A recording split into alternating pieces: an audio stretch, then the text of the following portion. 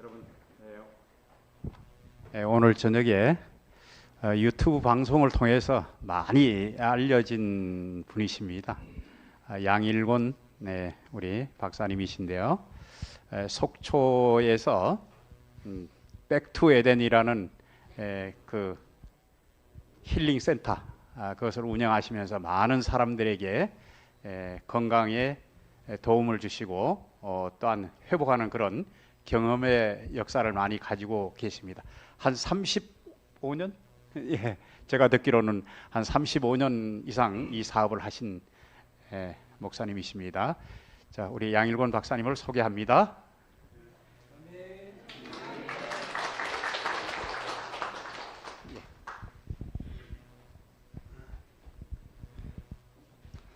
여러분 반갑습니다.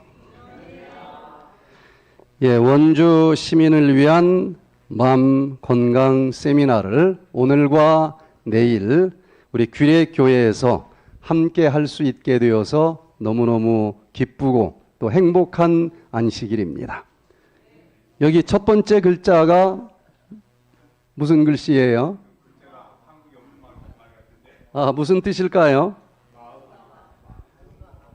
몸과 마음, 길어서 간단하게 줄였어요. 제가 만든 건 아니고 저희 힐링센터에 오신 한 박사님이 특허를 낸 글씨입니다. 그래서 뒤에 있는 예쁜 글씨체로 쓰면은 안 나와요. 견고딕으로만 되고. 그러나 그 박사님이 저에게 박사 논문 지도를 좀 해달라 그렇게 또 부탁도 하고 이 세미나에 직접 참석하시면서 이거 너무 좋다. 이 단어 특허를 냈지만 나도 써먹어도 되겠느냐 허락을 받고 쓴 거예요. 그래서 몸뿐만 아니라 마음까지 이걸 두 단어로 쓰면 벌써 둘로 나뉘어진 것이고 한글이 참 매력적이에요. 몸과 마음 뗄래야 뗄 수가 없어요.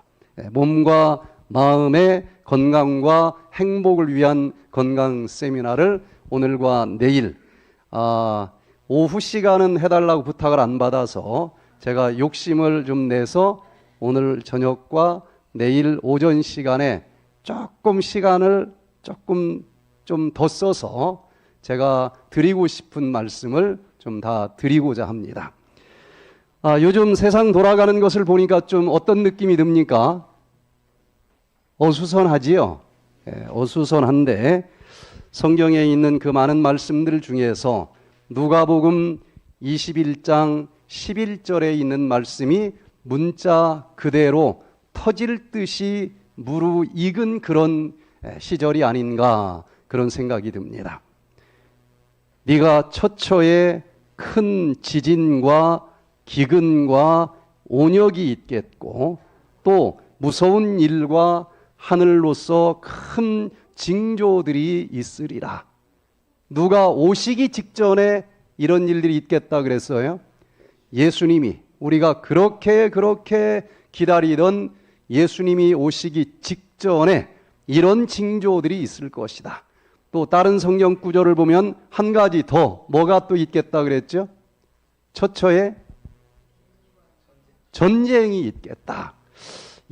그러나 6,000년 역사 중에서 지금 우리가 살고 있는 이 시대처럼 전쟁과 지진과 기근과 온역이 한꺼번에 전 세계 모든 사람들이 느낄 정도로 이렇게 징조가 무르익은 적이 있었을까? 지금 이 순간에도 우크라이나, 러시아 전쟁, 또 팔레스타인, 이스라엘 전쟁, 언제 끝날는지도 모르겠어요. 예전 전쟁하고는 다르지요. 한 방이 해내는 그 결과물들이 말로 표현할 수가 없는 처참한 그런 전쟁들이 끊임없이 진행되고 있고 또 지진들은 어떨까?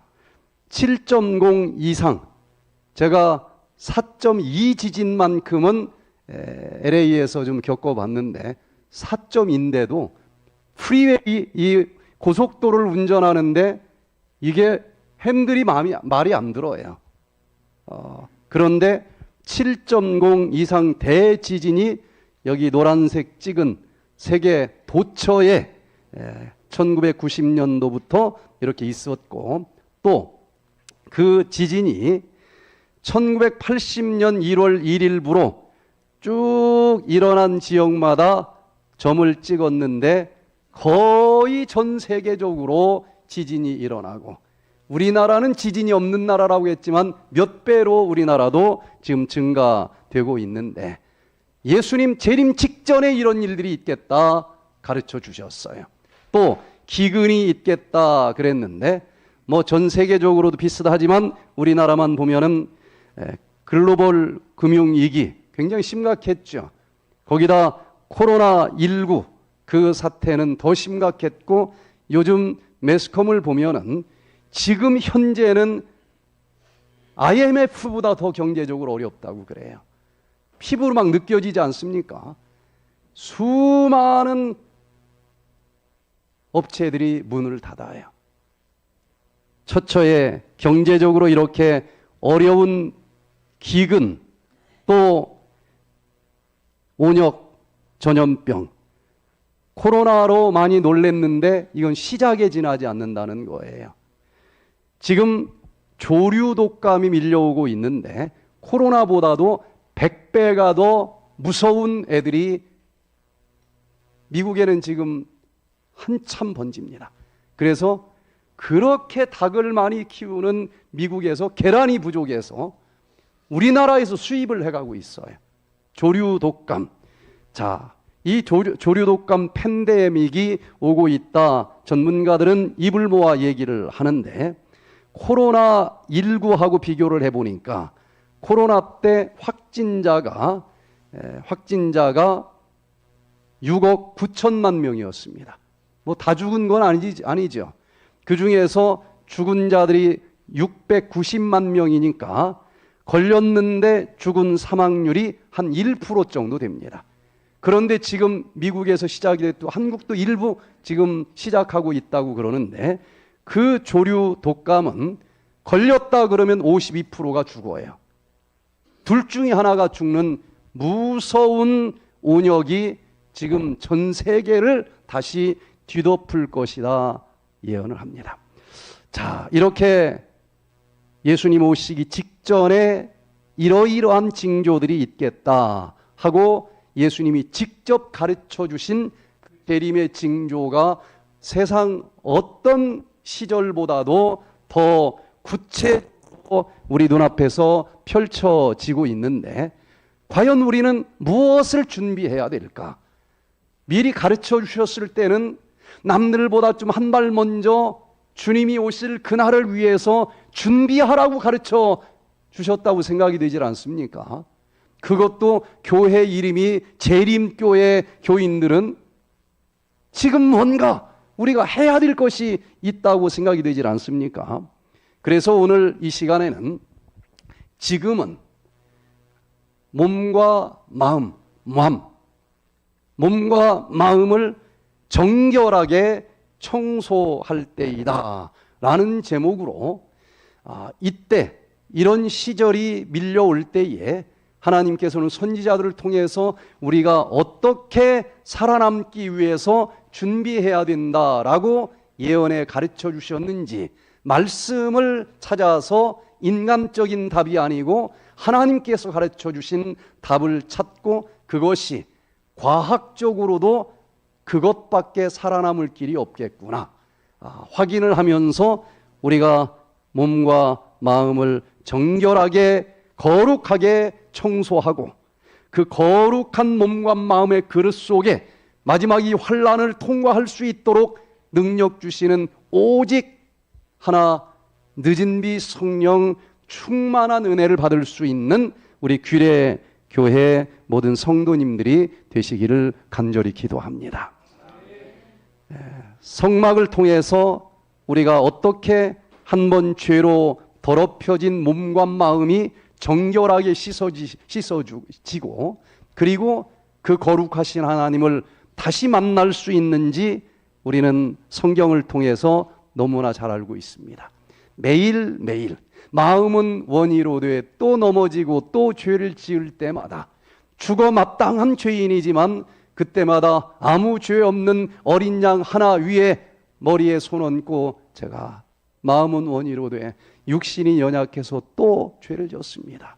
그 모든 죄를 어린 양에게 딱 회개하며 전가시키면 생명은 피에 있다 그랬으니까 나를 대신해서 죽으면서 흘려준 그 피 한 주발을 들고 번제단에 뿌리고 물두멍에서 또 씻고 성소에 들어가서 매일매일 그 죄를 회개하고 용서받는 매일의 제사를 드리고 드디어 7월 10일 그 해의 가장 마지막 날 우리는 대속죄일을 맞이해야 된다 그랬습니다. 레위기 23장 27절에 7월 10일은 속죄일이니 너희에게 성회라.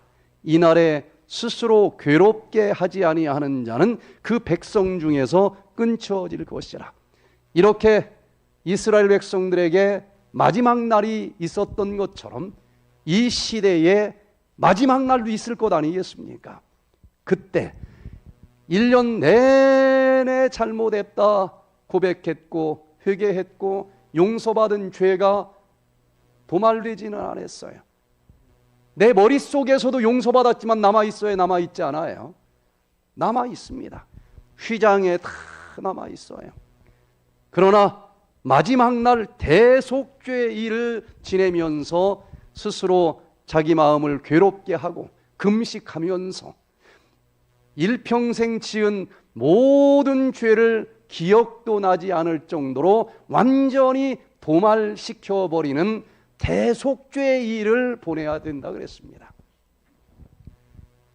그날까지 회개하고 다 용서받기만 하면은 영원히 하나님께서는 그 죄를 기억하지 아니하시고 우리를 거룩한 사람으로 받아주시면서 구원을 받겠다는 것인데, 이 성소제도에서 가르쳐 주신 것은 모형일 것이고 정말 이 지구 역사 마지막 날 예수님께서 저 성소에서 이 땅으로 내려오시는 그날 우리 역시 우리가 일평생 살아온 모든 귀한 길을 뒤돌아보면서 먹지 말라 한 것 먹으면서 더러워진 몸도 정결하게 씻고 품지 말아야 된다라고 하는 마음의 죄도 다 십자가 보혈로 정결하게 씻으면서 그 영육의 정결한 그릇 속에 마지막 시대에 부어주시겠다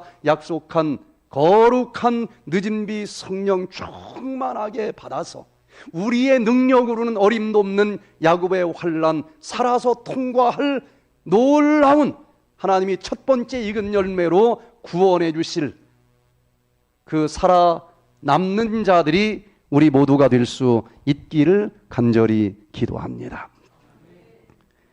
계시록 16장에 보면은 보라 내가 도적같이 오리니 누구든지 깨어 자기 옷을 지켜 벌거벗고 다니지 아니하며 자기의 부끄러움을 보이지 아니하는 자가 복이 있도다.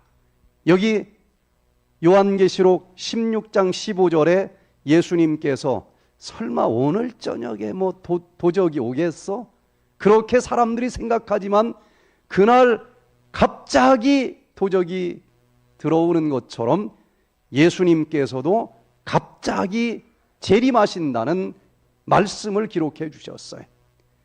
그날 여기 자기의 부끄러운 죄를 있는 그대로 예수님이 오셨을 때 보여주는 자들은 그렇게 많은 은혜의 시간을 줬지만 아직도 처리하지 않은 그 죄 때문에 영원한 멸망의 길을 걸어가겠지만 오늘이 매일 마지막 날인 것처럼 매일매일 자기가 지은 죄들을 회개하고 그리고 정말 최종적으로 그 예수님께서 오신다 할지라도 은혜로 다 용서받은 정결한 몸과 마음을 가지고 예수님을 맞이해야 되겠다 기록이 되어 있는데, 그러면 요한계시록 16장 15절에 예수님이 오신다라고 기록이 되어 있으니까 그 앞구절에 어떤 사건들이 있는지는 정말 중요한 사건 아니겠습니까? 그때 우리는 무엇을 하고 있어야 되는지 답을 찾을 수 있지 않겠어요? 마지막 7재앙이 쏟아지겠다라는 예언이 바로 그 앞구절에 있습니다. 예수님 재림 직전에 우리가 지금 보고 있는 것들처럼 굉장한 재앙들이 전 세계적으로 펼쳐질 것이라 그랬는데, 여기 계시록 16장 2절에 보니까 그 첫 번째 재앙이 이 땅에 쏟아지는데 악하고 독하고 헌대가 나타나는 질병 재앙들이 전 세계를 뒤엎겠다 가르쳐 주셨습니다. 첫 번째 재앙은 어디에 부어졌다 그랬습니까? 땅에 부어졌어요. 땅에 쏟아졌는데 그 여러 가지 독소들이 땅에 쏟아지니까 그 땅에서 기운을 뽑아 먹으면서 자라는 곡식들도 오염이 될 것이고, 그걸 뜯어 먹은 돼지도 소도 다 오염이 되겠다는 것입니다. 그래서 이 첫 번째 재앙은 악하고 독하고 헌대가 나타난다는 것인데, 지금 우리가 뭔가를 먹기는 먹지만 에덴 동산의 그 음식과는 너무나 동떨어지게 이런저런 것으로 오염이 되어 있지 않습니까? 그 오염은 인간 스스로가 만들어낸 독소들이에요.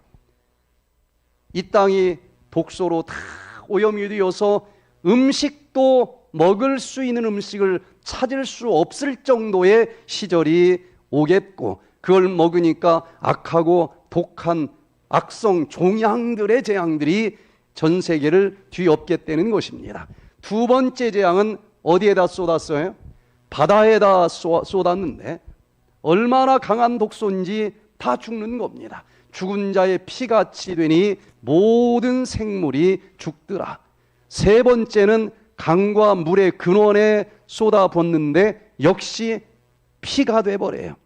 이것은 바다와 강, 물, 모든 물의 독소가 쏟아지면서 오염이 되기 때문에 그 물을 먹고 자라는 물고기 그리고 생선들까지도 다 오염이 되어서 모든 생물들이 살 수가 없을 정도의 시절이 온다는 겁니다.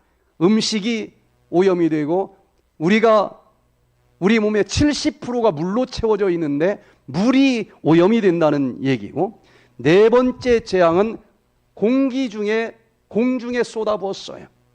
해에 쏟아붓습니다. 그랬더니 그 독소들이 사람을 불로 태우는 것처럼, 불화자 2개 붙인 것이 염증염자입니다. 온몸이 다 썩어서 죽겠다라고 의학 전문가들은 이야기하는데, 공중에 쏟아붓더니 공기가 다 오염이 되어서 해가 태우는 것처럼, 불화자 2개가 태우는 것처럼 온몸이 염증으로 썩어서 죽을 수밖에 없는 그런 시절이 오는데, 첫 번째 재앙은 음식도 마지막 때 오염되고 마셔야 될 물도 오염이 되고 또 공기를 또 흡입해야만 사는데 공기까지도 오염이 되는 시절이 오겠다. 그래서 더 이상 이 땅에서는 하나님의 백성들까지도 먹을 것, 마실 것, 흡입할 공기조차도 너무 오염이 돼서 살 수가 없는 시절이 됐기 때문에 사랑하는 당신의 백성들을 데리러 이 땅에 오신다는 것이 요한계시록 16장의 결론입니다. 그런데 여기 계시록 그 다음 쭉 읽어보면은 계시록 18장에 무너졌도다 큰 성 바벨론이야. 이 모든 재앙들은 어디서 왜 쏟아졌을까? 창세기 11장에 보니까 우리가 잘 아는 노아 홍수로 하나님이 한번 물로 다 이 땅을 청소한 다음에 하늘에 무지개까지 주시면서 내가 다시는 물로 너희들을 멸망시키지 않겠다 약속하지 않았습니까? 그런데도 사람들은 그 예수님의 하나님의 말씀을 믿지 않고 하늘 높이 꼭대기까지 닿을 수 있는 탑을 쌓자. 예수님 없어도 우리가 그 꼭대기 올라가면은 살 수 있지 않겠느냐. 그 탑을 무슨 탑이라 그랬어요? 바벨탑이라 그랬는데 결국은 그 탑은 어떻게 됐습니까? 무너졌어요. 계시록 18장에 다시 한번 나옵니다. 하나님이 우리를 구원시켜 주지 못해도 인간의 노력으로 구원을 한번 받아보자.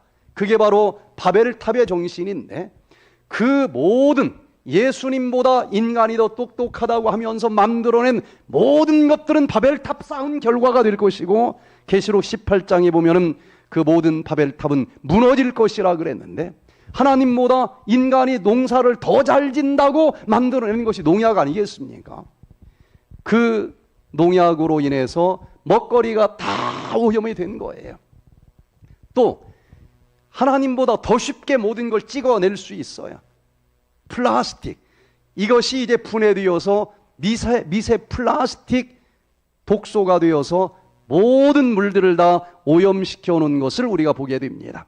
천사보다 더 빨리 날아다닐 수 있다고 자동차, 비행기 만들어냈지만 거기에서 나오는 그 연기들이 모든 대기를 오염시켰어요. 정말 이대로만 가면은 하나님보다 더 좋은 세상을 인간이 만들 것처럼 이 세상 사람들은 기대했지만, 여기 계시록 18장에 보니까 무너졌도다 큰 성 바벨론이요. 이 모든 것은 결국은 바벨탑 무너진 것처럼 다 무너지는 모습을 보고 그 주님께서 오신다는 것인데, 자, 농약을 한번 보세요. 정말 이것 때문에 수확이 엄청나게 늘은 것처럼 알고 있지만 이 농약 속에는 무서운 환경 호르몬이라고 하는 독소가 들어있고, 이 독소로 더 이상 먹을 수 있는 먹거리가 없는 시대를 우리는 지금 맞이하고 있다는 겁니다. 또 플라스틱 얼마나 좋아. 옛날 그릇 하나 만들려면 얼마나 힘들었습니까? 야, 사람이 정말 하나님보다도 똑똑한 것처럼 생각했지만 이 플라스틱이 다 분해되어 미세 플라스틱이 되고 흘러 강물로 바다로 다 들어가서 지금 소금도 미세 플라스틱 때문에 못 먹습니다. 바다에 물고기도 더 이상 먹을 수 없는 시대가 됐어요. 물이 다 오염이 되어 있습니다. 또 이 매연으로 미세먼지가 1급 발암물질로 지금 판명되면서 공기가 더 이상 마실 수 없는 시대가 됐다는 것을 보게 됩니다. 자, 과연 이 계시록 16장에서 7재앙을 설명한 것들이 이것과 어떤 관계가 있는지 간단하게 좀 설명을 해보면요, 땅에다가 쏟아붓는데 땅이 여러 가지 독소로 더 이상 먹을 수 있는 음식이 없겠다 그랬는데 하나님이 괜히 붕괴 안 해요. 인간 스스로가 만든 바벨탑의 그릇이 그냥 내 머리 위로 뒤집어진 것이라고 할 수 있어요. 환경 호르몬이라고 하는 이 독소가 농약 속에 가장 많이 들어 있습니다. 특별히 환경 호르몬. 지금 이것은 호르몬이 뭐예요? 남자가 한 달만 여성 호르몬을 투여하면 가슴이 나옵니다. 여고생이 제가 봤어요. 딱 한 달을 남성 호르몬제를 투여했는데 수염이 나서 면도기를 가지고 와서 깎는 걸 봤습니다. 호르몬은 양은 아주 작지만 남자, 여자로 막 바꿔줄 정도로 엄청난 일을 만들어내는 것인데, 지금 이 농약 속에 환경 호르몬이 들어있어요. 호르몬은 아닌데 그 작은 것이 호르몬과 같은 일을 우리 몸속에 들어와서 한다는 겁니다. 얼마나 엄청난 재앙들이 지금 찾아오겠습니까? 그런데 지금까지 그 독소 중에서도 가장 무서운 독소 환경 호르몬이 67종류가 떠돌아다니고 있는데 그 중에서 40종류가 농약에서 검출이 되고 있다는 거예요. 자, 여기 호르몬이 있습니다. 여성 호르몬, 남성 호르몬. 이런 천연 호르몬들이 우리 세포의 수용체에 딱 달라붙으면은 남자다움이 나타나고 여자다움이 나타나는 거예요. 그런데 농약 속에 있는 환경 호르몬은 천연 여성 호르몬하고는 모양이 완전히 다릅니다. 다른데 앞부분이 같아요. 열쇠 손잡이 부분은 다르지만 자물쇠로 들어가는 부분이 같아요. 그래서 농약을 친 음식을 먹을 때에 그 환경 호르몬이 천연 호르몬만 누를 수 있는 초인종을 눌러서 이게 완전 재앙을 몰고 온다는 것입니다. 수많은 질병들을 가지고 와서 그 첫 번째 재앙이 땅에 쏟아졌을 때 악하고 독하고 헌대가 나타난다 그랬는데 지금 3명 중에 한 사람이 암으로 죽어가는 악성 종양이 전 세계를 뒤엎을 것이다 라고 2000년 전에 예언된 말씀들이 문자 그대로 우리 눈앞에서 지금 이루어지고 있다는 것입니다. 그래서 컵라면 그릇도 이게 환경 호르몬의 뜨거운 물을 부으면 환경 호르몬이 나와요. 요즘 젊은이들이 게임하면서 밥 먹는 시간까지도 아까워서 컵라면 먹어가면서 하루 종일 게임하지 않습니까? 여성 호르몬과 같은 일을 한다는 거예요. 그래서 청년이 청년 같지가 않아요. 자꾸 미니스커트 입으려고 그러고 뾰족구두 신으려고 그러고 호르몬의 변화를 가지고 오는 거예요. 엄청난 재앙이 밀려옵니다. 자, 이럴 때 우리는 어떻게 해야 될까?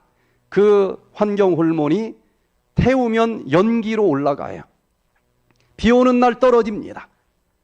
여기 풀잎 속에 들어가면은 유기체 생명체 속으로 이 다이옥신과 같은 환경 호르몬이 들어가면은 거기에 찰싹 달라붙어서 안 나가고 축적이 돼요. 한 달 동안 비 오는 날 쏟아지는 것을 풀잎이 모아놓으면은 송아지는 한 입에 뜯어 먹겠죠. 그런데 또 송아지 몸속에 들어가면은 안 나가요. 송아지가 한 3년 동안 고농축된 환경 호르몬을 모아놓으면은 표범은 또 한 입에 딱 먹어버려요. 사람은 표범을 먹을 수도 있고 소를 먹을 수도 있고 풀을 뜯어 먹을 수도 있지만은 이렇게 땅이 다 독소로 오염된 시대에는 어떤 걸 먹어야 예수님 오실 때까지 그나마 좀 살아남을 수 있을까요? 독소가 적은 것은 먹이 사슬이 앞부분에 있는 것을 먹어야 그나마 이 오염된 세상 속에서도 살아남을 수 있다. 답은 백투 에덴입니다. 에덴으로 돌아가 에덴에서 하나님이 가르쳐 주신 고기, 생선 들어가 있지 않은 채식 위주의 식사를 해야만 마지막까지 살아 있을 수 있다는 것을 보게 돼요. 음식물에 관한 권면 380페이지에 보면은 주의 오심을 기다리는 사람들 중 어떤 이는 언젠가 육식을 끊게 될 것이다. 고기가 더 이상 그들의 음식으로 구성되지 않을 것이다. 재림교인들은 이제 막 고기를 지금은 먹고 있을지라도 언젠가는 나도 고기를 안 먹을 거야. 거의 대부분 그렇게 생각하지 않습니까? 언젠가는. 여기 분명히 증언의 말씀에 보면은 예수님을 살아서 영접하기를 원하는 사람들은 그들의 식탁에서 언젠가는 육식이 사라질 날이 있을 것이다. 이건 율법도 아니고 겁주는 것도 아니에요. 고기는 채식보다 독소가 10배가 더 많습니다. 그때까지 암이 걸리지 않고 살아남기를 원하면은 이제는 과학조차도 고기를 멀리하고 채식 위의 식사를 해야만 그게 가능하다라고 발표들을 하고 있는 거예요.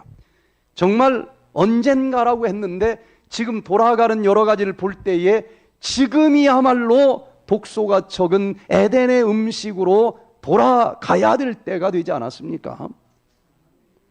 이제 또 강과 바다에 그 대접이 쏟아졌을 때에 독소로 물이 다 오염이 되어 있는데 유엔에서는 이제 차고 넘치는 증거 때문에 이렇게 결론을 내리고 발표를 합니다.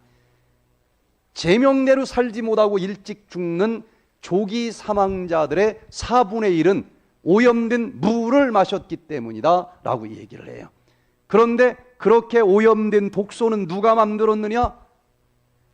인류 스스로 자초한 환경 오염으로 찾아온 독소다.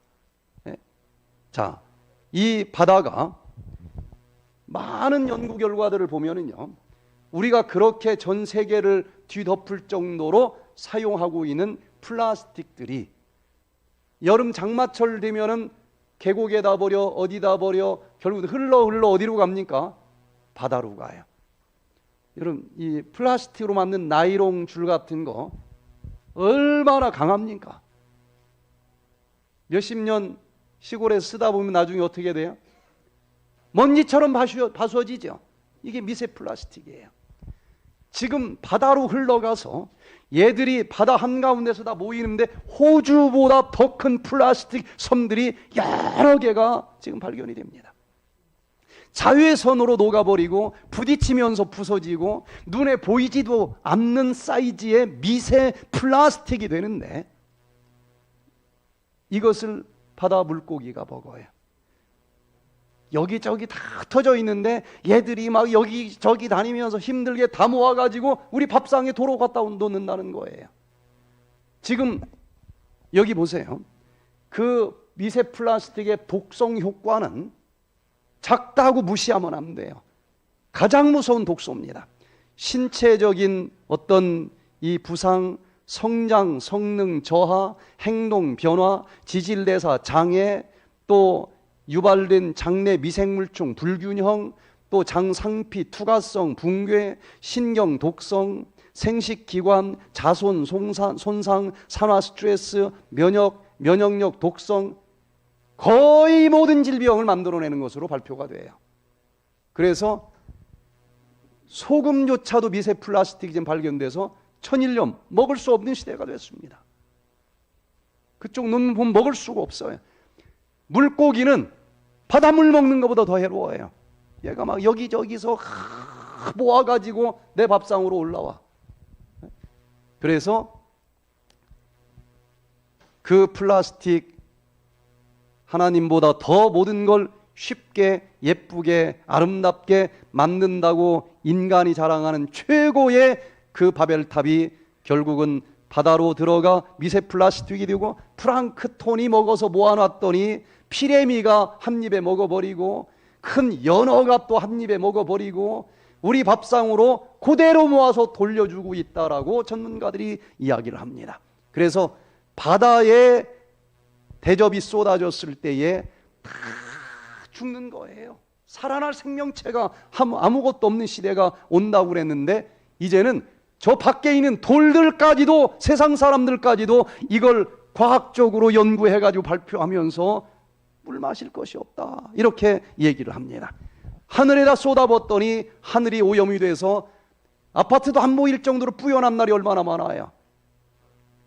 그냥 뿌연한가 보다가 아닙니다. 이것을 국제보건기구에서는 2013년도에 1급 발암물질이라고 발표를 했습니다. 치매가 걸린 여러 가지 원인 중에서 사실은 계산도 안 되는데 20%는 미세먼지 맡아서 걸렸다는 거예요. 그래서 폐암, 방광암 이 모든 암들을 만드는 그 무서운 독극물 공기가 전 세계를 다 뒤덮고 있다는 겁니다.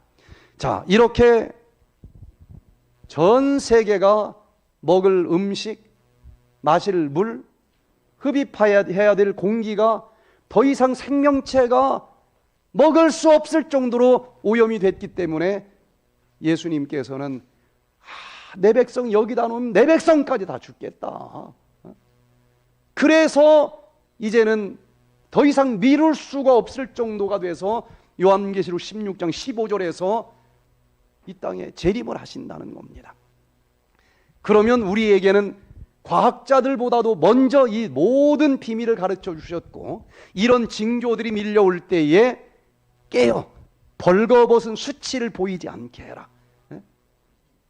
그럼 도대체 뭘 해야 될까 지금 우리는? 여기 데살로니가 전서 5장 22절 23절을 우리 같이 한번 마음을 다해서 읽어보도록 하겠습니다. 시작. 악은 모든 모양이라도 버리라. 평강의 하나님이 친히 너희로 온전히 거룩하게 하시고 또 너희 온 영과 혼과 몸이 이 주 예수 그리스도 강림하실 때에 흠없게 보존되기를 원하노라. 하나님이 우리를 누구의 형상대로 만드셨어요? 하나님의 형상대로, 거룩하신 분의 형상대로 만들어 놨어요. 몸도 거룩하고 마음도 거룩하고 영혼도 거룩하게 만들어 놨어요. 그러나 우리 스스로 더러운 오염된 음식 먹고 오염된 말씀 품고 그러면서 뭐 영혼은 안 보이지만 몸까지 다 짓물러 버리고 다 썩어가는 지경이 되지 않았느냐는 거예요. 그러나 말씀을 들을 수 있는 하나님의 백성들에게 여기 데살로니가전서 5장 22절에 이런 징조들이 밀려오거든 내가 올 때가 됐으니까 준비해라. 뭘 준비해요?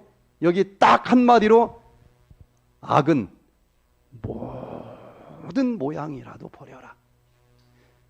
내 몸속에 찌들어 있는 악한 독소도 디톡스, 영어로 톡스, 독소를 버리다, 디톡스하라는 거예요.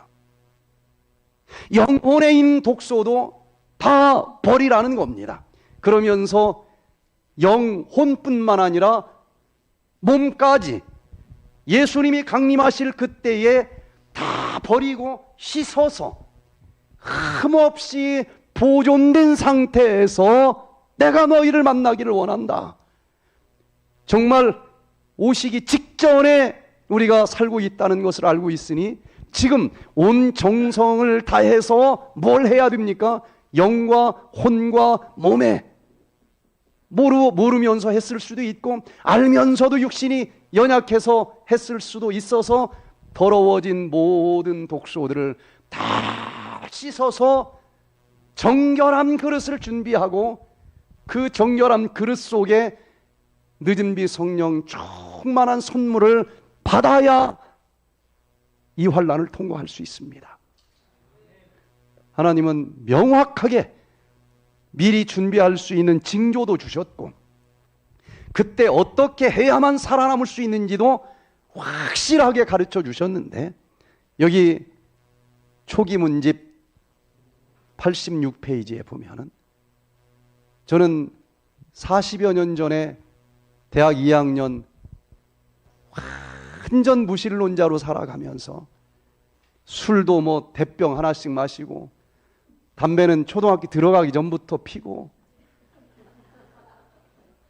그렇게 살았습니다. 그런데 대학 2학년 때 박정희 대통령 돌아가시고 대학이 3개월 동안 문을 닫았을 때 그때 성경은 한 페이지도 넘어가기 전에 제가 읽으려고는 했습니다. 대학을 딱 들어가서 세계 문학 대전집 정도는 그래도 읽어야 되지 않나 하고 읽었는데 가인의 후예라는 단어가 나오는 거예요. 전 처음 보는 단어입니다. 가인의 후예가 뭐야? 이게 모르니까 이게 밑도 끝도 없이 가인의 후예라고 나오는데 문맥이 이해가 안 되는 거예요. 그래서 친구한테 물어봐서 야, 가인의 후예가 뭐야? 너 가인도 몰라? 그 성경 나오는 가인. 그때 제가 충격을 받고 믿으려고 할 마음은 없었지만 문학 전집 이해하기 위해서도 성경은 한 번 정도는 읽어봐야 되는 책이구나. 읽는데 한 페이지도 읽기 전에 잠이 오는 거예요. 제가 책을 싫어하는 사람은 아닌데 이게 그랬느니라 혓바닥도 안 돌아가고 딱 폈더니 뭐 궁창이 나오는데 자꾸 시궁창밖에 생각이 안 나고 그래도 읽어보자. 읽는데 또 막 할례가 나오는데 이게 무슨 말인지를 모르겠어요.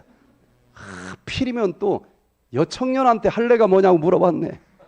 그냥 웃기만 하고 진짜 몰라서 묻는 거냐고 그러는데 어려워요. 그런데 3개월 동안 대학을 나갈 수가 없어서 우연히 초기 문집 이 성경을 쉽게 풀어놓은 예언의 신을 읽게 됐는데 너무 재밌는 거예요. 전 궁금하면 그거 못 풀면 저는 못 넘어가는 성격을 가진 사람인데 궁금하면 답이 그 다음 페이지에 다 나오고 얼마나 좋은지. 하루에 진짜 2시간, 3시간 자는 거 말고는 3개월 내내 이 책만 봤는데 번역된 거 그렇게 읽어보세요. 다 읽어지더라고요. 그땐 지금보다 머리가 더 좋았어요.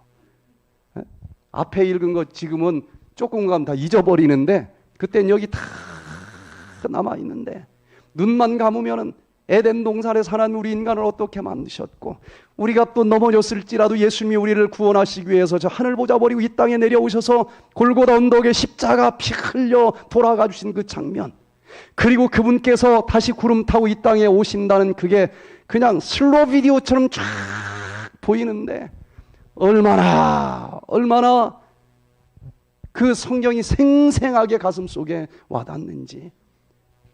공중의 붕재가 몸이 떠 있는 것처럼 그렇게 깊었어요. 근데 마음에서만 있는 현상이 아니었어요. 전 그때 머리가 이미 고등학교 때부터 하얘지더니 반백이었습니다. 이 20살 때 제 친구들보다 10살이 더 먹어 보인다는 거예요. 폭삭 늙었어요. 얼마나 행복한지. 반백이 검정머리로 다 바뀌고 0.2 시력이 1.2로 바뀌고 전 그때 예수님을 만났습니다. 그런데 이 증언의 말씀을 보니까 마지막 그 엄청난 7재앙 예수님 재림하기 직전에 무섭지 않습니까? 거기서 살아남을 자가 누가 있을까? 그런데 여기 증언의 말씀을 보니까 그때에 늦은 비 또는 주의 앞으로부터 새롭게 함이 이를 것이며 셋째 천사의 목소리를 높일 힘이 주어질 것이며 그리하여 성도들을 마지막 7재앙에서 피하여 서도록 준비시킬 것이다. 7재앙은요, 인간이 아무리 머리 굴려도 인간의 힘으로 통과할 수 있는 재앙이 아닙니다. 먹을 음식 다 오염됐어. 마실 물 다 오염됐어. 흡입해야 될 공기 다 오염됐어요. 어떻게 뭘 하면 살아남을 수 있습니까? 여기 마지막 7재앙에서 살아남는 자들이 아멘 주 예수여 어서 오시옵소서 하고 그분을 맞이할 것인데 이때 꼭 필요한 것이 늦은 비 성령을 받는 것이다라는 것을 전 그때 교회도 나가지 않았지만 깨달으면서 제 마음속에 무슨 일이 있어도 늦은 비는 좀 받아야 되겠다. 제 모든 신앙의 핵심이었어요. 누가 좀 교회 좀 가자고 하면 좋겠는데 가자고 하는 사람이 없어요. 하필이면 교회에 어떤 사고가 크게 난 잘린 목사님한테도 물어봤네. 교회를 좀 나가는 건 좀 어떨까요? 그랬더니 교회 나가라는 얘기를 안 해요. 자기 신앙도 지금 못 지키는 판인데 좀 누가 좀 가자고 하면 좋겠는데 저 사람이면 가자고 할 것 같다 해서 물어보면은 먼 산만 쳐다보는 거예요. 얼마나 답답한지 제 발로 교회를 걸어갔어요. 여러분, 이 마지막 7장에서 살아남는 비결은 늦은 비 성령을 받아야 된다는 것인데, 그러면 늦은 비 성령을 좀 받아야 되겠다 하고 기도하면서 성경을 찾아보니까 이미 2600년 전에 하나님께서는 그 마지막 시대에 어떤 일들이 있을 것이고 그때 늦은 비 성령을 구체적으로 어떻게 하면 받을 수 있는지 아주 자세하게 가르쳐 주셨다는 것을 알게 됐어요. 자, 여기 바로 요엘서인데 1장, 2장, 3장밖에 되지 않습니다. 5분이면 한번 읽을 수 있어요. 요엘서 2장 1절을 보니까 분명히 구약 성경인데 내용은 시온에서 나팔을 불며 나의 성산에서 호각을 불어 이 땅 거민으로 다 떨게 할지니 이는 무슨 날이 이르게 됐다 그랬어요? 여호와의 날이 이르게 됨이니라. 여호와께서 이 땅에 오실 날이 됐다는 것입니다. 이제 임박하였으니 곧 어둡고 캄캄한 날이요 빽빽한 구름이 낀 날이라. 예수님께서 마태복음에서 예언해 주셨던 것들, 요한계시록에서 예언한 마지막 예수님이 재림하기 직전의 상황과 똑같이 깜깜합니다. 소망이 없어요. 자, 세상이 다 떱니다. 뭐 살아남을 자 하나도 없을 것 같아요. 그런데 요엘서 2장 32절에 보니까 세상은 다 바들바들 떨고 있는데 누구든지 여호와의 이름을 부르는 자는 뭘 얻겠다 그랬습니까? 구원을 얻겠다. 이는 나 여호와의 말대로 시온산과 예루살렘에서 피할 자가 있을 것이며 남은 자 중에 나 여호와의 부름을 받을 자가 있을 것임이라. 도저히 인간적으로 볼 때 이런 데서 누가 살아남겠습니까? 그런데 살아남을 자들이 있겠다는 거예요. 누가 살아남는다 그랬습니까? 여호와의 이름을 부르는 자는 구원을 받겠다.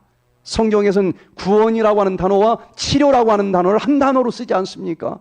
죽을 병에 걸렸는데 치료가 되겠다는 겁니다. 구원을 얻겠다는 거예요. 아, 살아남을 자들이 있구나. 그러면 어떻게 해야 살아남는가? 또 기도하면서 보니까 요엘서 2장 23절에 시온의 자녀들아, 세상이 다 떨어도 너희들은 너희 하나님 여호와로 인하여 기뻐하며 즐거워할지어다. 그가 너희를 위하여 비를 내리시되 이른 비를 너희에게 적당하게 주시리니 이른 비와 늦은 비가 전과 같을 것이라. 어떻게 살아남는다는 것인지 읽어보니까 이른 비 성령, 늦은 비 성령을 받아야만 살아남는다라고 나온 거예요. 그러니 야, 그럼 어떻게 해야 그 늦은 비 성령을 받나? 더 궁금해질 거 아니겠습니까? 요엘서 2장 29절에 보니까 그 늦은 비 성령을 받으면 어떻게 살아남는다는 것인지, 여기 시온의 자녀들아, 너희는 너희 하나님 여호와로 그때에 내가 또 내 신으로, 이건 뭐 고무신이에요, 집신이에요? 이건 스피릿, 성령이죠. 성령 원어는. 또 내가 내 성령으로 남종과 여종에게 부어줄 것이며 이른 비 성령, 늦은 비 성령을 부어주면 그때 내가 이적을 하늘과 땅에 베풀겠다. 이적 아니면 살아남을 자가 없는 겁니다. 그러면 야, 그 성령을, 늦은 비 성령을 받으면 이적을 체험하겠다는 얘기인데, 이 이적은 구체적으로 어떤 이적일까? 전 이것만큼은 구체적으로 알고 싶었어요. 도대체 어떤 이적일까? 또 기도하면서 읽어보니까 이른 비와 늦은 비가 전과 같을 것이다. 이른 비가 내린 것처럼 늦은 비도 그와 똑같이 내린다라고 하는 말씀을 보면서, 개인적으로 씨가 뿌려지고 싹이 나고 자랄 때 필요한 이른 비가 있고 추수 직전에 쏟아지는 늦은 비도 있지만, 역사적으로도 기독교회가 시작할 때 뿌려진 이른 비 성령이 있고 예수님이 추수하러 오시기 직전에 또 내려질 늦은 비가 있는데, 역사적으로 성경에서 이게 요엘서에서 예언된 이른 비 성령의 역사다라고 사도행전에 기록된 게 있으니까, 그 이른 비 성령이 내릴 때에 어떤 분야에서 이적이 일어났는지를 살펴보면, 예수님 추수하기 위해서 오시기 직전에 내리겠다고 하는 늦은 비 성령을 받을 때도 어떤 분야에서 이적이 일어나는지 해석이 가능하겠다. 그래서 사도행전을 살펴보니까 사도행전 2장 14절에 베드로가 11 사도와 같이 서서 소리를 높여 가로되 유대인들과 예루살렘에 사는 모든 사람들아, 이 일을 너희로 알게 할 것이니 내 말에 귀를 기울이라. 때가 제 삼신이 너희 생각과 같이 이 사람들이 취한 것이 아니라. 자, 그 예수님의 제자들이 놀라운 일들을 하고 있지 않습니까? 그런데 이게 세상 사람들은 막 배우지도 않은 말도 하지 막 그러니까 저 사람들 술 취했나 봐. 그런데 여기 하나님께서는 이는 곧 선지자 요엘로 예언하신 그 말씀의 성취다. 마지막 때 요엘서에 이른 비 성령과 늦은 비 성령이 부어지겠다라고 얘기하지 않았느냐. 그 중에서 초대 기독교회가 싹이 틀 때 내린 성령이니까 이건 무슨 성령이에요? 이른 비 성령입니다. 아, 그러면 그 베드로에게 그 이른 비 성령이 내렸을 때에 어떤 분야에서 이적이 일어났는 일을 살펴보면은 답이 나올 수 있겠구나 하고 보니까 아무리 살펴봐도 이 이적이 가장 큰 이적 같아요. 사도행전 3장 6절에 보니까 베드로가 가로되 은과 금은 내게 없거니와 내게 있는 것으로 네게 주노니 곧 나사렛 예수 그리스도의 이름으로 걸으라 하고 오른손을 잡아 일으키니 발과 발목이 곧 힘을 얻고 뛰어서서 걸으며 그들과 함께 성전으로 들어가면서 걷기도 하고 뛰기도 하며 하나님을 찬미하니. 그 제자들에게 마가의 다락방에서 기도하면서 이른 비 성령이 내렸을 때에 암진뱅이에게 내게 은과 금 가진 것 없지만 예수 그리스도의 이름으로 명하노니 일어나 걸으라 했을 때 벌떡벌떡 일어나 걷는 치유의 기적이 그들에게 임했다는 것입니다. 아, 그러면 늦은 비 성령이 내릴 때도 정말 기도하면서 몸과 마음을 거룩하게 씻어 놓으면 늦은 비 성령이 부어지고 그때 치료의 이적이 일어난다라고 하는 약속이구나. 저는 신앙을 하고 주로 예언을 이렇게 강의하면서 다녔습니다. 이 말씀을 여러 늦은 비 성령 달라 기도하던 회원들과 함께 100일 기도하던 끝에 이 말씀의 의미를 깨달으면서 치유 사역 쪽으로 들어가게 됐어요. 그런데 야, 이게 나 혼자 막 그냥 아전인수격으로 해석한 게 아닌가? 너무 쉽게 이렇게 해석이 돼서 그 좀 걱정이 됐어요. 그런데 여기 대쟁투 611페이지에 보니까 복음 사업의 시초에 이른 비가 내림으로 성취된 예언들은 그 사업의 종말에 늦은 비가 내림으로 다시 성취될 것이다. 그때 늦은 비 성령이 내릴 때에 이적들이 일어나고 병자들이 고침을 받게 될 것이며, 아, 여기 영감의 글에도 늦은 비 성령이 내릴 때에 이적이 일어나는데 특별히 병자들이 고침을 받게 된다라고 해석을 해 놓으셨구나. 아, 내가 나 혼자 이상하게 해석을 한 게 아니구나. 그래서 그때부터 이제 마지막 늦은 비 성령을 달라 기도하면서 아픈 환자들도 치료되게 해주신다라고 하는 약속을 믿으면서 건강에 대해서는 단 한 과목도 그때까지 어디서 들어본 적이 없고 이렇게 치료하는 요양원을 한 군데도 구경도 간 적이 없었어요. 그런데 이 말씀을 믿고 이제는 환자들을 모아놓고 기도하면서 그 성령 임하기를 기도해야 되겠다. 그러면서 요엘서 2장에서 늦은 비 성령을 약속한 건 분명히 요엘서니까 어떻게 하면 받을 수 있는지도 요엘서에 틀림없이 기록되어 있을 것이다 하고 기도하면서 읽어보니까 늦은 비 성령을 받는 비결이 여기 요엘서 2장 12절 13절에 있었어요. 자, 우리 같이 한번 읽어보겠습니다. 시작.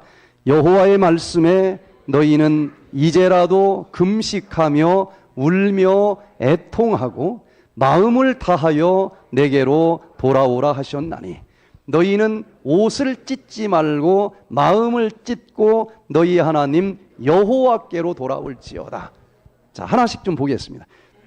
처음에 잘 안 보였어요. 이게 계속 100일 동안 기도하면서 보니까 이 말씀이 해석이 되더라고요. 일단은 누구에게 돌아가자 그랬습니까?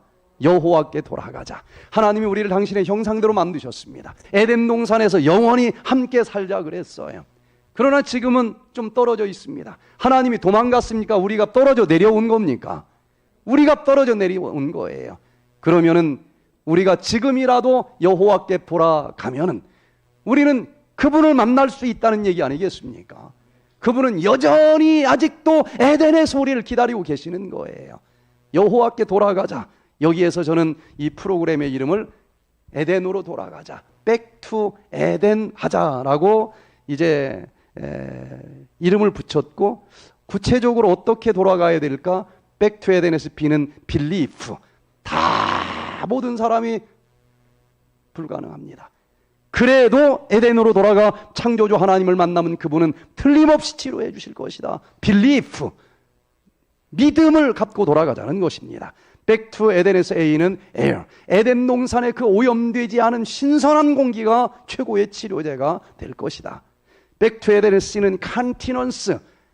부절제함으로 잃어버린 에덴. 절제함으로 들어가야 되지 않을까. continence 절제. Back to 에덴에서 K는 keeping the Sabbath.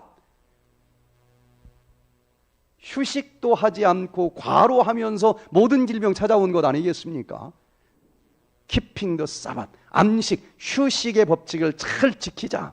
또 Back to 에덴에서 E는 exercise, 운동. D는 drinking water. 70%나 우리 몸속에 들어있는 물을, 어떤 물을 언제 어떻게 마시는 것이 치료제가 되는지. 또 다른 E는 enjoying the sunshine. 태양에서 가장 강력한 태양의 에너지를 적당한 일광욕으로 사용하면서, 마지막으로 N은 nutrition. 에덴의 음식을 먹으면서 살아가면 원래 만들어진 그 면역력이 최강의 상태로 회복이 될 것이고, 모든 것을 다스리고 모든 것을 정복할 수 있는 사람으로 만들어 주겠다는 약속으로 믿습니다. 그래서 여호와께 돌아가자, 에덴으로 돌아가자, 이 8가지를 실천하면서 돌아가면은 특별히 늦은빛 성령이 부어지는데, 여기 복음전도 680페이지에 있는 말씀을 보니까요, 주의 사업에 온 마음을 다해 전적으로 헌신할 때 하나님께서는 성령을 한없이 부어주심으로 그 사실을 인정하실 것이다. 그러나 교회의 대다수가 하나님과 동역하지 않으면 있지 않을 것이다. 제가 그 처음 이 말씀을 한 5년 전에 읽을 때에 굉장히 강하게 마음속에 박혔습니다. 늦은 빛 성령은 틀림없이 부어질 것인데, 여기 보니까 그 늦은 빛 성령을 누구에게 부어주는가 하면은 교회의 대다수가 하나님과 함께 동역하면서 전적으로 헌신하는 사람들에게 주어진다는 것입니다. 이 말씀이 없었으면 전 산속으로 들어갔을지도 몰라요. 그냥 혼자 가서 막 기도하면 주겠지. 마지막 셋째 엘리야는 복수로 기록이 되어 있더라고요. 그래서 저는 어딜 가든지 이 늦은 빛 성령을 혼자 받는 게 아니니까 한 교회의 사람들과 함께 우리 한번 참적으로 말씀대로 헌신하면서 한번 기도해보자. 그런 한 무리가 나타나면 하나님께서는 그 성령을 부어주십니다. 개인적으로는 어떤 사람보다도 늦은 빛 성령 받을 만큼 살아온 사람들이 있어요. 이 백투에덴 프로그램에 참석하신 분들 중에서 정말 병원에서 무덤 쓰라고 해서 내보냈는데 기적처럼 치료된 많은 사람들이 있었어요. 의사들한테는 소용없습니다. 아무리 기적처럼 치료됐어도 그건 우연이에요. 우연이라고 하고 끝납니다. 그러나 그 의사들이 다 인정하는 것은 똑같이 했는데 똑같은 사람들이 똑같이 치료되더라. 이걸 논문으로 발표하면은 다 받아들입니다. 지금까지 한 명 한 명씩 본 것들을 똑같이 한 자리에서 똑같은 방법으로 했는데 그 중에 몇 프로 이상이 치료가 됐다? 그럼 과학이에요. 그러면 세상이 움직입니다. 의학 교과서가 바뀌어요. 저는 그것을 해보고 싶었어요. 이건 혼자 하는 일이 아닙니다. 그래서 정말 이 규례 교회에 100%도 아니에요. 대다수의 사람들이 이 말씀의 증언의 말씀대로 하나로 모여서 기도하고 씨름하고 때가 됐으니 늦은 비 성령을 부어 주시옵소서. 그렇게 기도하면은 지금은 늦은 비 성령을 부어 주실 만한 때가 됐다는 것입니다. 저는 부분적으로 이거였구나. 아무것도 가진 것 없고 아는 것도 없는데 그렇게 뜻을 같이 하는 한 무리와 함께 여기 있는 말씀처럼 똑같이 했을 때 정말 누가 봐도 기적이라고 할 수 있는 엄청난 일들이 일어나는 것을 봤습니다. 제가 이 치유 사역을 처음 한 것은 광명교회에서, 이게 전교인입니다. 그냥 단독주택 3층짜리 건물이에요. 정말 작은 교회예요.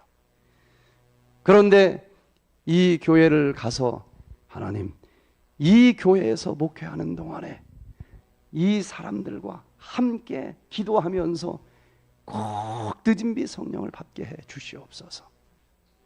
새벽 4시에 일어나서 여기 방문 저기 방문, 밤 1시에 들어왔습니다. 첫 해 87명이 이 숫자였는데 87명이 침례가 나더라고요. 두 번째는 쪽에서 한동께 분교하고 엄청난 일들이 일어납니다. 그런데 그 작은 32만 명밖에 살지 않는 광명시에서 전단지 16만 장을 뿌렸어요. 3년째 그렇게 하니까 한 명도 안 오더라고요. 16만 장을 뿌렸는데 한 명도 안 와요. 제자 훈련, 집집 방문, 막 여기 나오는 늦은 비 성령 받기 위해서 뭐 해야 된다고 하는 거 다 했는데 여기 있는 이 교인들은 다 같이 했어요. 매 안식일 저녁마다 철야기도 하고 매일 새벽기도 하고 그냥 제자 훈련하고 집집 방문하고 전 교인이 그렇게 했습니다. 그런데 결과는 한 명도 안 와요. 32만 도시에 16만 장을 뿌렸는데 막 탕명환 씨 불러가지고 막 안식교가 왜 이단이냐, 몇 사람 빼왔더니 문이 다 닫혀버려요. 그래서 그때 늦은 비 성령 충만을 위한 100일 기도회를 하면서 오늘 제가 여러분들에게 나눈 이 말씀을 깨달으면서 치유의 기적이 일어난다고 그랬는데 환자들을 모아서 해야 되겠다. 그때는 예식장 빌리고 몇 천만 원 드리고 막 해도 한 명도 안 왔는데 이제 이 단독주택 교회에서 그냥 하기로 했어요.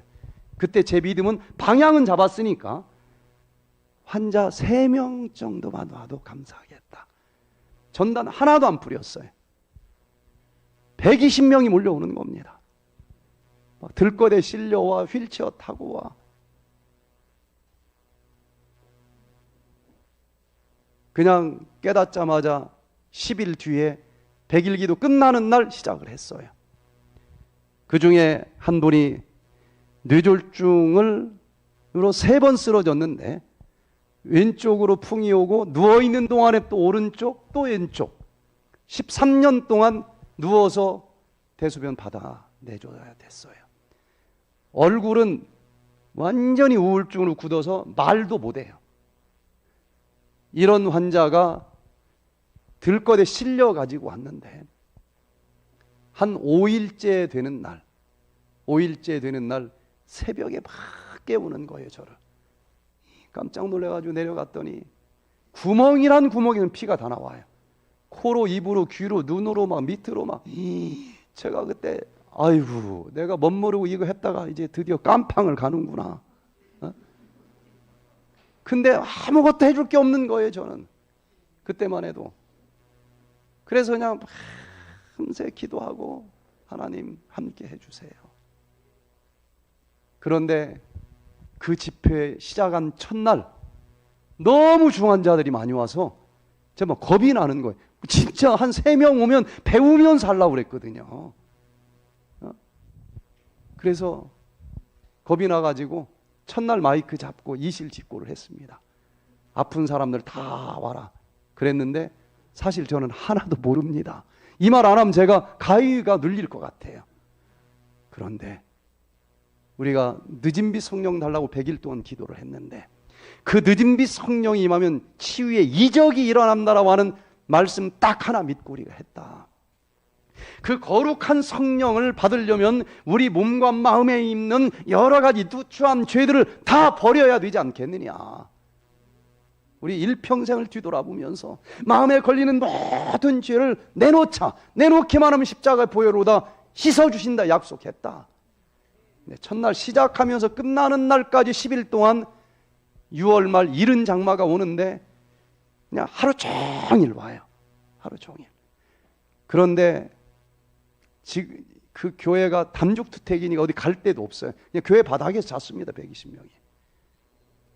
그런데 갈 데가 없으니까 저도 아는 게 없으니까 찬양하고 말씀 보고 기도하고 찬양하고 말씀 보고 기도 하루 종일 운동도 못 하니까 그것만 했어요.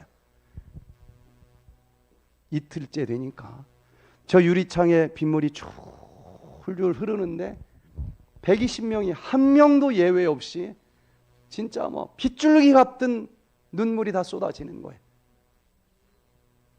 전 그런 집회 처음 해봤습니다.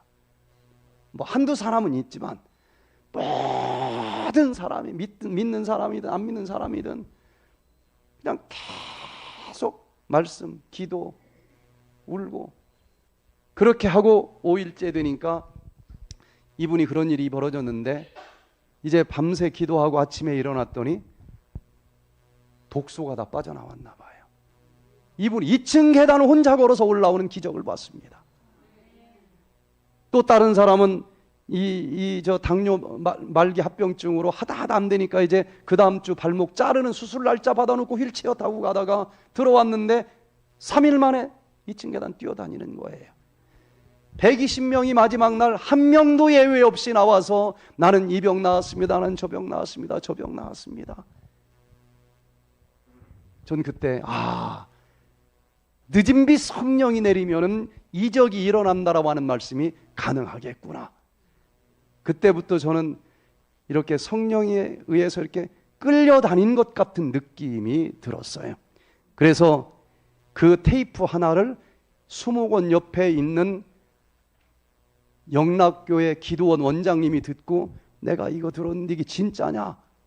아니 뭐 아픈 환자가 거짓말 했겠느냐? 내가 우리 기도원 공짜로 빌려줄 테니까 환자 모아가지고 와서 여기 내 눈앞에서 한번 해볼 수 있느냐? 근데 저는 그때 8차선 옆에 교회가 있었거든요. 공기 좋은 데서 하면 얼마나 좋은 일이 일어날까? 공기 좋은데 하나 좀 주세요. 그렇게 기도하고 있는데 그 전화가 오니까 망설일 거 없잖아요. 한 100여 명 또 모집해서 가서 했더니 이 원장님이 지팡이 5개를 주워가지고 방에다 걸어놓은 거예요. 많은 중풍 환자들이 며칠 있으면 다 버리고 일어나 걷는 겁니다. 10일 되니까 이분이 저를 찾아와서 나 이런 하나님 믿어야 되겠습니다. 침례를 좀 주십시오. 그래서 제가 주는 것보다는 연합회장님이 주면 더 의미가 있겠다 싶어서 연합회장님한테 전화를 했더니 오셔서 침례를 줬어요. 갑자기 안식일교회 기도원이 된 거예요. 그래서 그걸 저한테 기증을 한다고 그러는데 나는 지금 아무것도 모르고 그냥 마음 비우고 기도했더니 이런 일이 일어나서 놔두지 머리둥절하다. 근데 이 엄청난 재산이 내 것이 되면 내가 혹시 중간에 마음이 바뀌어가지고 욕심이 나면은 요 성령 날아갈 거 아니냐. 나 죽을 때까지 이거 보고 죽고 싶어서 이거 못 받겠다. 연합회에 바쳐라. 아, 그건 또 안 하려고 그래요. 그러더니 중환자실에 입원해서 진짜 오늘 내일 할 때 이분이 그냥 연합회에 바치겠습니다. 그래서 한국연합회 최초의 광릉 내 요양원이 설립이 됐고, 얼마나 많은 기적들이 일어났는지 몰라요. 또 덕유산 요양원 설립을 하고, 또 여수 요양병원, 우리나라의 최초의 암 전문 요양병원을 설립을 하고, 또 에덴 노인 전문 요양센터를 설립하고, 에덴 요양병원을 설립하고, 참 많이 했죠. 근데 지나놓고 보고 저도 깜짝 놀랐어요. 아무리 그래도 건축까지 해가지고 이렇게 하려면은 하나 하면 적어도 5년은 해야 좀 자리 잡히지 않겠습니까? 근데 이 모든 게 딱 10년 동안 이룬 일이에요. 그리고 막 그냥 끌려다닌 것 같은 느낌밖에 안 들어요. 정말 주님께서 한 준비된 무리만 있으면, 미국에서 10년 TV 방송 하다가 설악산에 백투에덴 힐링센터, 백투에덴 건강교육센터, 지금 이제 이곳에서 있는데, 정말 이 말씀대로 순종할 백성 한 무리와 전적으로 기도하면서 나간다고 하면 문자 그대로 기록된 모든 역사들이 일어날 수 있겠다. 전 그렇게 믿습니다. 제가 준비된 말씀이 좀 많이 있는데 더하면 안 될 것 같아서 내일 좀 이어서 해야 될 것 같습니다. 정말 지금이 어느 때인지 시대의 징조를 분별하면서 지금 우리 몸과 마음 속에 있는 모든 더러운 영육의 독소를 정결하게 청소하시고, 여러분, 우리가 늦은 비 성령 기다리는 걸로 착각을 하는데 그렇지 않습니다. 하나님이 우리를 기다리고 있다 그랬어요. 늦은 비 성령을 부어주고 싶어서 기다리는데 보니까 아직 씻지 않은 죄가 있네. 거기다 늦은 비 성령 부어주면 어떻게 됩니까? 늦은 비 성령은, 이른 비 성령은 더러운 죄를 씻어주는 일을 하면은 늦은 비 성령은 고정시켜주는 다리미질하는 역할을 하는데, 여기 죄가 있는데 부어주면 영원히 죄인이라고 굳혀주는 일이 되는데, 하나님은 부어주고 싶은데 부어줄 수가 없고, 이 사람이 언제 일평생 지은 모든 죄들을 다 내버리고 몸과 마음을 정결하게 씻어줄까? 오늘도 나의 피, 나의 피, 나의 피 외치면서 그날을 간절히 기다리고 있다는 겁니다. 그렇게 일평생 잠재의식 속에까지 축적된 영육의 죄를 다 씻어서 그 빈 그릇 속에 거룩한 늦은 비 성령을 받고 그 성령의 능력으로 살아가는 자 아니고는 칠재앙, 야곱의 환난을 살아서 통과할 자가 없습니다. 계속 사단은 너 예전에 담배 폈잖아. 또 옛날에 이런 짓 했잖아.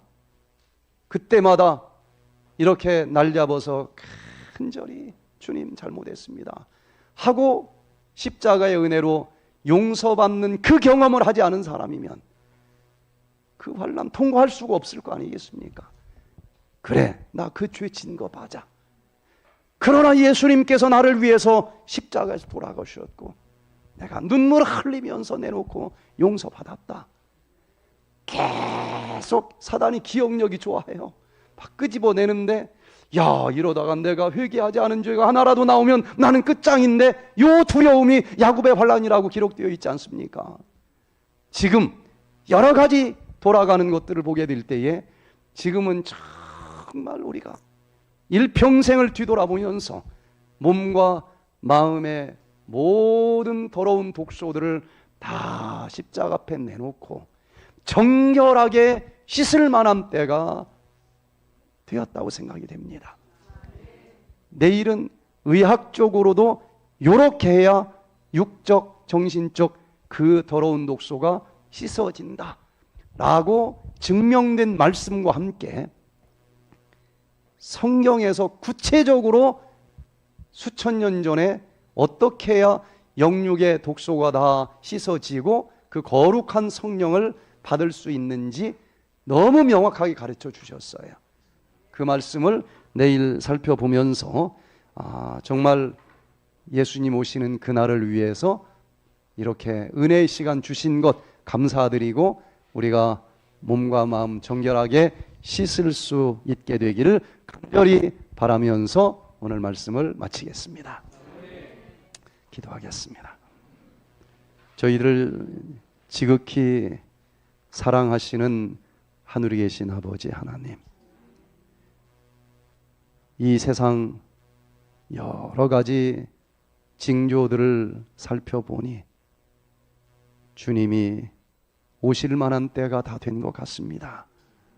이제 우리들에게 가르쳐 주신 몸과 마음 속에 축적된 여러 가지 독소들을 가르쳐 주신 방법대로 다 씻어 정결한 그릇이 되게 해주시고 그 그릇 속에 약속하신 늦은 비 성령 부어 주시옵소서. 주님, 우리 규례교회 성도님들 사랑해 주셔서 혼자 할 일이 아닌 것을 알았습니다. 한 교회의 대다수가 같은 마음으로 같은 말씀 잡고서 기도하고 씨름할 때에 그들을 통해서 마지막 늦은 비 성령의 이적의 행진들이 진행될 수 있을 것을 믿습니다. 우리 규례교회 모든 성도님들에게 함께하여 주셔서 주님 성령의 횃불이 이 교회에 높이 비춰지게 해 주시옵소서.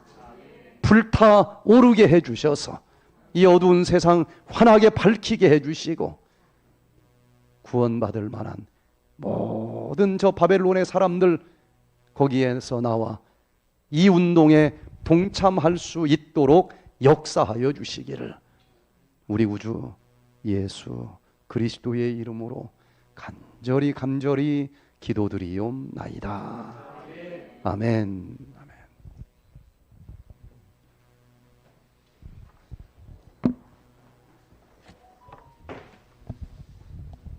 오늘 저녁에 이렇게 참여해 주신 여러분 감사합니다. 돌아가는 길 조심해서 잘 돌아가시기 바라고 내일 가능한 아니면 이 집회에 많이 오시면 좋겠습니다. 감사합니다.